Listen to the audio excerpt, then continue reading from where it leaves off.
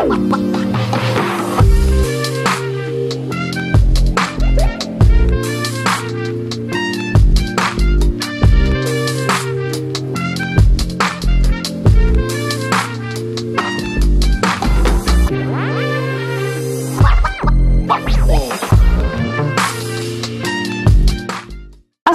warahmatullahi wabarakatuh, sahabat Masa Kini. Kembali lagi bersama saya Putri Zidni di Masa Kini Talks. Nah, hari ini kita akan berbincang seputar yang seru-seru pokoknya pastinya, tentang party planner, wedding planner dan lain-lain bersama owner dari Pamor, Bang Nandiko. Assalamualaikum Bang. Salam. Gimana nih kira-kira kabarnya? Sehat? Alhamdulillah sehat. Gimana nih hari-harinya selama ini? Aman ya? Aman. Ada sehat. kendala nggak? Alhamdulillah belum ada. Alhamdulillah belum ada ya. Oke, Bang. Udah berapa lama sih berdirinya Pamor ini, Bang? Pamor berdiri dari 2015, Kak. 2015 udah lama dong ya? Setelah tsunami. 2 tahun setelah tsunami. Oke. Awalnya tuh apa tuh kira-kira kok bisa bangun sebuah party planner gitu-gitu? Nggak ada sih, awalnya kita Nggak ada. lebih fokus ke vendor tenda, Kak, sebenarnya. Kita jadi ke wedding planner itu baru setahun belakangan. Oh, baru setahun belakangan. Jadi awalnya tenda dulu. Kita awalnya bergerak di jasa penyewaan tenda aja. Jadi pelan-pelan kita upgrade barang sesuai permintaan pasar. Oke, berarti dari 2015 itu ya. Event apa aja nih yang kira-kira yang udah terbesar lah kira-kira yang udah Abang pegang nih? Ya alhamdulillah sejauh ini event paling besar di Banda Aceh kita selalu yang pegang, kayak PKA, Aceh Police Expo juga, hampir seluruh lah, hampir Ini seluruh. kayaknya tapi remaja-remaja di luar sana nggak asing lagi kayak dengan Pamor ya. Kayaknya udah sering nego-nego nih, apa namanya, perpisahan gitu kan? Bisa jadi. Sering kan Bisa SMA jadi. SMA dulu waktu masih aktif. Tapi Fatih juga pernah ya Iya, betul. pegang ya. Nah, untuk saat ini nih kira-kira ada kendala nggak selama Abang membangun usaha ini tuh dari 2015 sampai 2021 tuh, titik terberat nih dalam membangun usaha ini tuh ada nggak kira-kira? Ya mungkin kalau kita berbicara secara titik terberat, berbicara tentang polemik COVID ini, Kak, sih sebenarnya. COVID kemarin ya, memang itu ya. Karena kita bergerak di bidang entertain kan, di Iya, mana betul. orang-orang tuh pada ngumpul di satu tempat.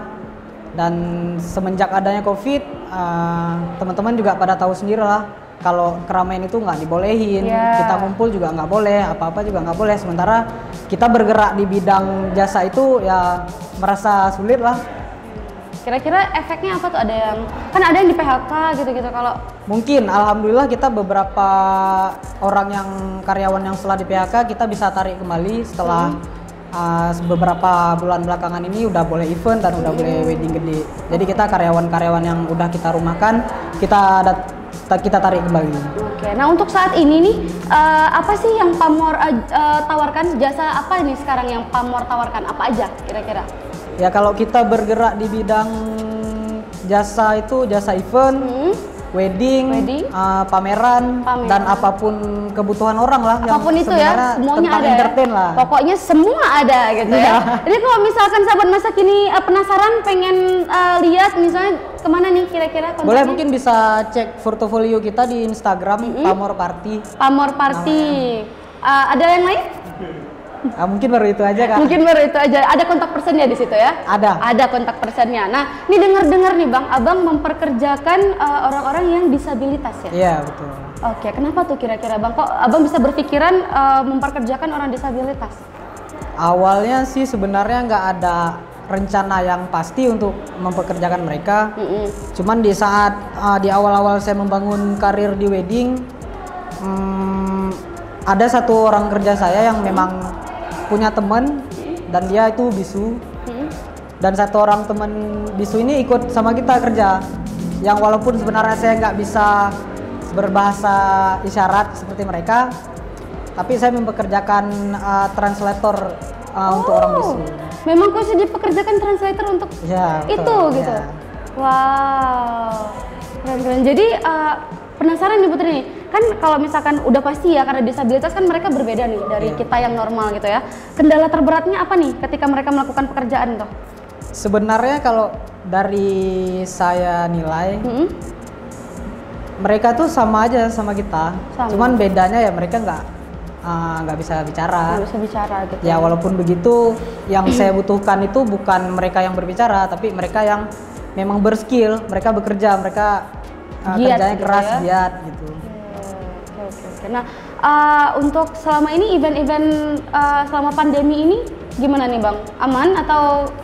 Ya alhamdulillah beberapa bulan ini untuk saat ya? ini udah mulai lah satu. Karena udah ada wedding juga ya sekarang ya. Betul. Nah untuk range harganya nih kira-kira nih Bang dari kalau ini? Range harga banyak mungkin para dekorator lain yang memang memiliki paket atau memang udah range harganya sendiri. Tapi kalau kita sendiri di Pamor, kita bekerja berdasarkan budgeting dan konsep dari si kliennya sendiri. Gitu. Jadi kita nggak mematok harga. Kalau mau sama kita harus segini, enggak juga. Kita nanya budgeting sama konsepnya mau gimana nih, karena kan beda-beda orang, beda-beda yang ingin konsepnya kayak gini, kayak gini, kayak gini. Betul. Jadi dari situ kita mulai hitung budgetingnya, konsepnya, baru harganya keluar. Jadi setiap orang bisa berbeda-beda tergantung kemauan dia yang gimana. Oh gitu, karena rata-rata yang Putri lihat ya, yang Putri tahu gitu, mereka punya price list ya. Iya, misalnya paket A, paket B, paket C udah ditentukan nih harganya gitu ya. Tapi kalau di Pamor itu kita bisa mengkreasikan impian-impian kita nih, apa yang udah kita bayangkan. Oh, aku mau wedding dream aku yang seperti ini gitu. Itu bisa dikonsultasikan gitu ya. Baru ditentukan harga gitu. Malah di awal ditanya budgetnya berapa gitu. Tapi itu paling penting sih. Jadi kita punya budget segini tapi nggak cukup gitu kan. Tapi kita pengen melaksanakan misalnya wedding dream lah gitu kan. Bisa gitu terwujud ya di party planner ini ya. Keren. Nah, untuk saat ini nih kira-kira ada nggak usaha lain yang ingin Abang kembangkan selain wedding dan lain-lain? Sejauh ini sih saya masih fokus di sini dulu. Masih fokus di sini dulu. Masih mau kembangin di bidang ini dulu. Begitu udah sistemnya udah semua lancar, baru kita membaca peluang-peluang lain yang mungkin bisa kita lakukan. Oke, nah dari 2015 sampai sekarang ini kira-kira Abang udah punya berapa karyawan ini? Sejauh ini kalau total semuanya 30-an mungkin. 30-an. Banyak ya Bang ya? Lumayan. Ya karena butuh orang banyak juga. Orang banyak juga ya. Betul. Abang umurnya berapa nih Bang? Saya 26. 26 berarti 2015? 95. Waktu 2015 berarti Abang umurnya? Tamat SMA. Tamat SMA udah buka usaha ini? Iya. Pakai uang sendiri? Nggak yakin nih. Dibantu sama keluarga. Dibantu sama keluarga. Tapi alhamdulillah berkembang ya Bang ya. Alhamdulillah. Kalau nggak jalan tuh kayak mana tuh kira-kira ya? Kacau. Nggak ada masa depan. Ya. Abang ada kuliah? Saya kuliah sambil kerja, tapi sekarang udah stop kuliahnya. Saya lebih milih fokus ke kerja aja. Ya, tapi kalau dipikir-pikir kuliah juga buat apa gitu ya Bang? Ini bukan memasakkan kalian yang sedang menempuh pendidikan. Betul. Ya, tapi prinsip orang kan beda-beda ya Bang ya. Kalau misalkan kita nih prinsipnya sekolah terus cari kerja gitu kan.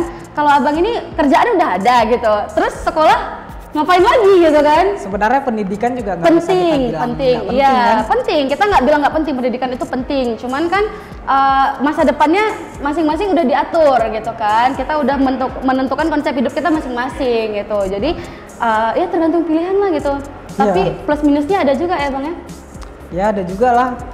Alhamdulillah kalau bisa kita berbicara tentang pendidikan, untuk bisa belajar kita nggak mesti harus pergi sekolah Kak. Betul. Di lapangan kita juga bisa belajar. Betul, ya itu betul. Karena sekolah juga gimana ya, untuk mempunyai wawasan yang luas, pengetahuan yang luas itu tidak hanya di sekolah, di luar juga. Apalagi sekarang kan udah canggih ya Bang ya. Teknologi sudah semakin canggih, di internet juga berbagai macam edukasi udah ada gitu Bang ya. 30 karyawan berarti ya. Berarti selama pandemi tidak ada pengurangan karyawan sama sekali nih. Ada, kita pemangkasan mungkin 1/4 dari karyawan, tapi alhamdulillah semenjak aktif gedung dan diperbolehkan lagi event, kita menarik kembali karyawan-karyawan yang udah kita rumahkan. Event-event seperti PKA kan sekarang ini belum ada nih. Belum. Berarti sekarang fokusnya ke wedding dulu ya? Untuk saat ini kita memang berat fokus ke wedding sih Kak. Karena kalau ada event pun mungkin kayak beberapa event dijalankan secara virtual. Yang paling kita cuman nggak butuh audiens rame, yang penting acaranya terselenggarakan. Oke.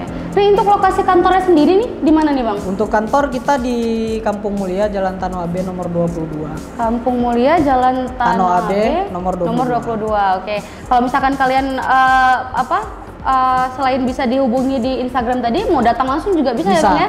Bisa apa namanya, nego-nego harga mungkin, tanya-tanya tentang acara dan lain-lain ya Bang ya. Nah Bang, tadi memperkerjakan disabilitas. Ya, betul. Berapa orang sih karyawan Abang yang disabilitas? Untuk saat ini baru 4 orang. Baru 4 orang. Kira-kira ingin nambah lagi atau enggak nih? Kayaknya cukup dulu. Cukup segitu dulu ya, Bang. Tadi kan kita udah bahas nih tentang disabilitas ya. Putri pengen tahu dong secara detail gitu ya. Kira-kira apa sih kelebihan yang orang disabilitas punya dan kita normal nggak punya, atau sebaliknya? Gitu. Sejauh yang saya nilai, orang-orang yang disabilitas yang bekerja sama saya, kalau saya bandingkan dengan karyawan-karyawan lain, mereka lebih jujur, lebih giat, lebih seninya tuh memang lebih tinggi. Secara kalau memang kita kerja di wedding memang perlu seni tingkat tinggi. Iya, betul. Dan empat orang ini kebetulan memang mereka saya taruh di posisinya di spesialis bunga. Jadi di saat mereka kerja itu mereka cuman boleh pegang bunga, nggak boleh pegang yang lain. Gitu. Jadi biar fokus di situ aja. Jadi kerjaan mereka lebih rapi, mereka nggak capek. Cuman kendalanya mungkin karena saya kurang bisa berbahasa sama mereka. Jadi di saat saya briefing tim itu ada satu orang translator yang duduk di samping saya. Jadi apa yang saya bilang si translatornya yang menyampaikan ke mereka. Luar biasa, memang di hire khusus ya untuk mentranslate orang yang disabilitas ini gitu ya. Untuk orang-orang. Iya. Nah untuk sahabat masa kini juga, kalian yang punya kekurangan juga jangan berkecil hati ya Bang ya, karena masing-masing orang juga punya kelebihan dan kekurangannya masing-masing gitu Bang ya. Pasti. Sedikit dong Bang motivasi nih buat orang-orang di luar sana mungkin yang punya kekurangan dan mereka masih merasa minder gitu, merasa kayak mereka nggak punya kelebihan gitu. Mungkin saya bukan orang yang tepat untuk ditanya motivasi karena belum sukses-sukses banget. Iya. Tapi untuk teman-teman di luar sana yang ingin mulai berusaha, mulailah semudah mungkin, jangan pernah nunggu, jangan pernah beralasan apapun, yang penting mulai aja dulu. Di saat semua udah mulai nanti pasti ada aja jalannya, yang gimana caranya pasti dimudahkan. Tuh. Karena bahwasanya jatuh bangun dalam hidup tuh udah biasa ya Bang ya, kan jalan kan nggak selalu mulus ya kan, jalan tol aja pun ada lobang gitu kan. Pasti. Jadi harus tetap semangat. Oke, sahabat masa kini, berakhirlah perbincangan kita pada hari ini. Saya Putri Zidni pamit undur diri. Nantikan talkshow selanjutnya di Masa Kini Talks hanya di masakini.co. Saya Putri Zidni pamit undur diri. Assalamualaikum warahmatullahi wabarakatuh.